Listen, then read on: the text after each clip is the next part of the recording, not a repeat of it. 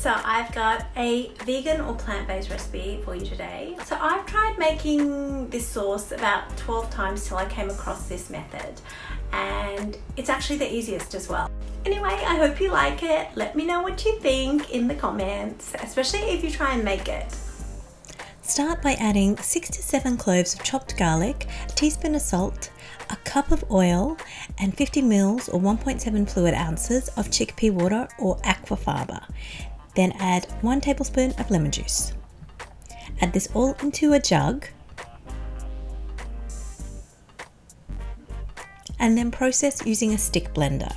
And make sure that you go up and down and on the sides so that you get all of the oil incorporated. And within a few seconds, you'll get a nice fluffy dip.